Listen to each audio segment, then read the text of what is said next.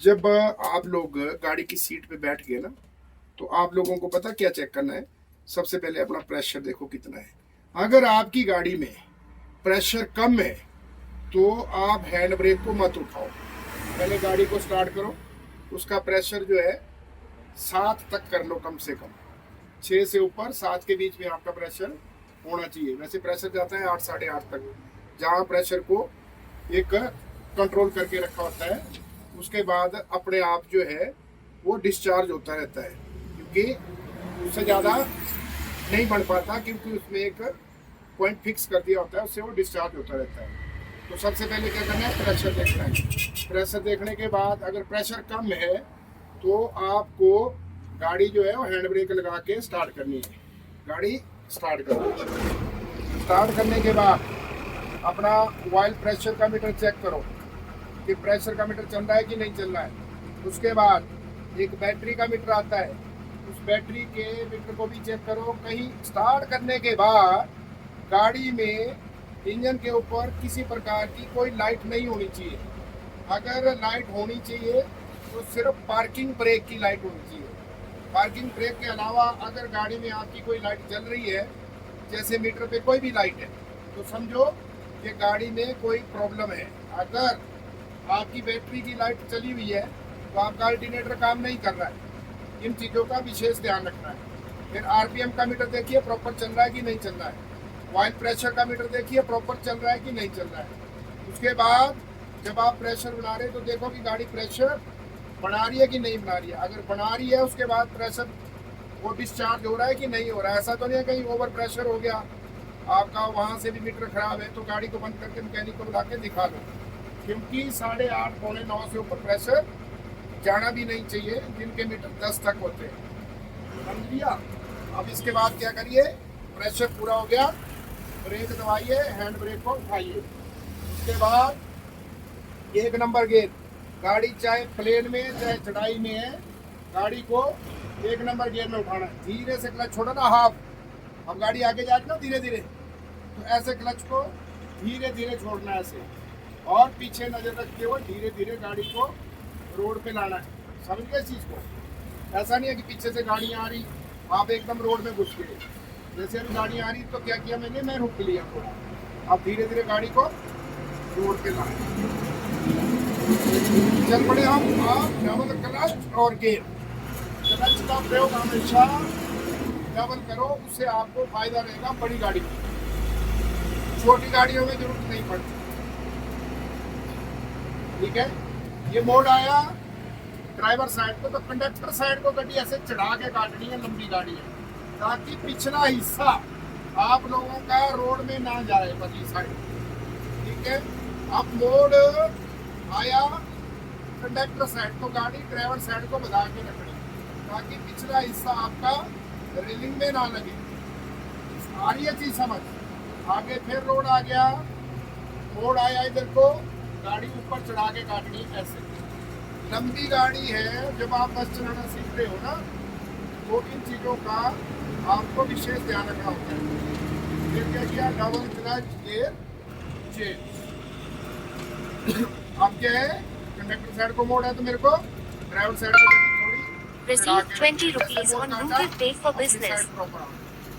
और गाड़ी दोनों हाथ से चलानी है ऐसे, और स्टीयरिंग में हाथ से आप लोगों के ऐसे नहीं जाने चाहिए, ऐसे नहीं जाने चाहिए, और ऐसे भी नहीं होने चाहिए। ठीक है। प्रॉपर सिस्टमेटिकल गाड़ी को चलाना है।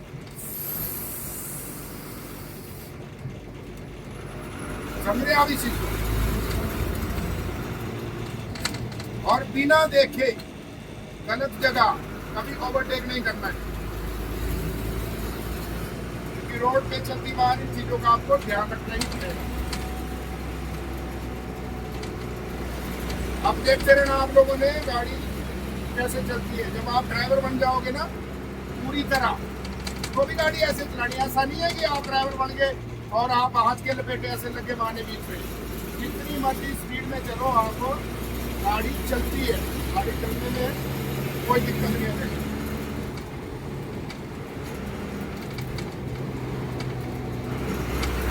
क्योंकि बीच में हाथ डालना नहीं है स्टीयरिंग को। हाइड्रोलिक गाड़ियाँ हैं, अब वो वक्त नहीं रह गया, वो पुराने वाला तो जैसे मोड़ आया ना तो भाई लग के ऐसे काटने, ऐसे ये गलत चीज है। आपने अभी बताया ना मैंने, ऐसे नहीं काटना है, आप लोगों ने जैसे काटना है तो ठीक होगा। कितनी बड़ी स्पीड है आपकी, आपको आराम से आपका ब्रेक पे हल्का पैर, ये मोड़ कटा, हल्का धीरे से एक्सीलेटर ऐसे। और एक्सीलेटर देती बार भी ध्यान रखें कि ऐसा नहीं है भाई एक्सीलेटर दिया तो आपकी गाड़ी जो है वो झटका मारे, तो जोर से एक्सीलेटर नहीं देना है।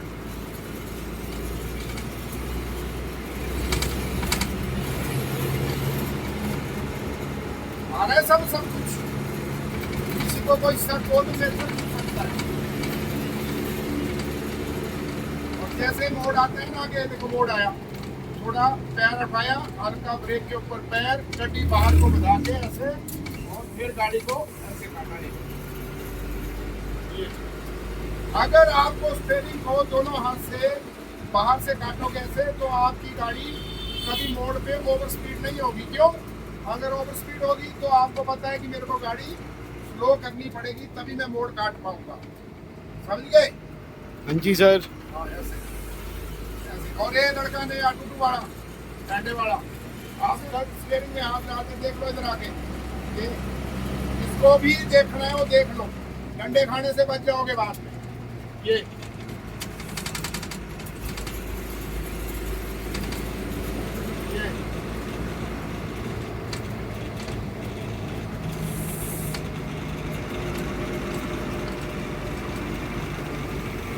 अभी आया, थोड़ा पैर स्लो करो क्योंकि बस से दो निकलने वाली है। क्या करो, गेयर को जब तक तुम नए, जब तुम पुराने हो जाएंगे तो गाड़ी चलती रहेगी।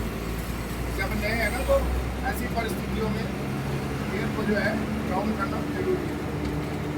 और गियर अप और डाउन करने का अभ्यास जो है सबको होना चाहिए, अदरवाइज आप लोगों को दिक्कत आएगी।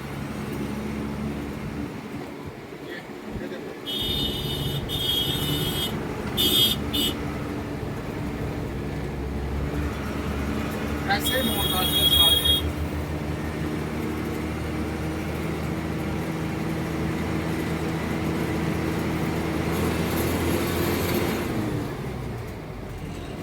पहले गियर को जो घूम में ना, 2 स्टेप में गियर बदलना चाहिए हमेशा। आप भी बता देता हूँ, लीवर की तरफ फोकस करना। जैसे चलिए हमारी गाड़ी, तो हमारे को लीवर के ऊपर प्रॉपर फोकस करना है। देखो ये गियर डाउन, आप करना है तो 2 स्टेप में ये तुम क्या करते हैं, एक ही बार खींचेंगे और पीछे को ले जाएंगे, तो उसमें क्या होगा, गियर का सही टाइमिंग नहीं बनेगा और गियर आवाज चलेगा। देखो ये आ रहा है समझ में? हाँ जी सर। गियर को हमेशा 2 स्टेप में बदलना है, बड़ी गाड़ी का गियर, छोटी का भी 2 में बदलना है।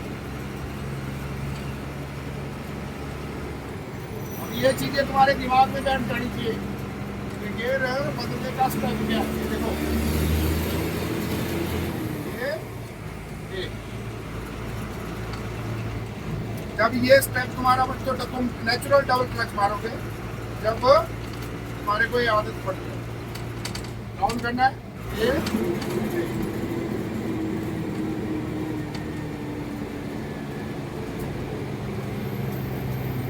रुक जाओ।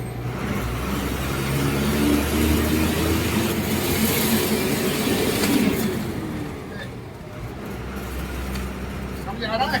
हाँ जी सर।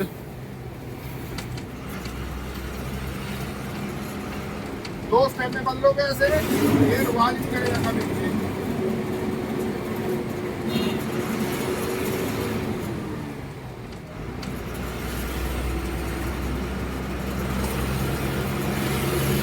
किसी को समझ ना आ रहा हो, ये जबरदस्त, ये देखो।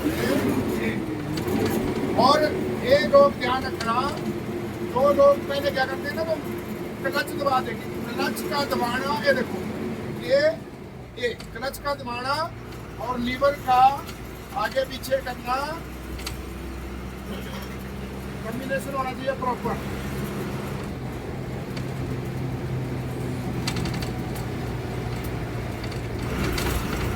आया समझ? हाँ जी सर। मतलब गड़बड़ नहीं करना, ठीक है।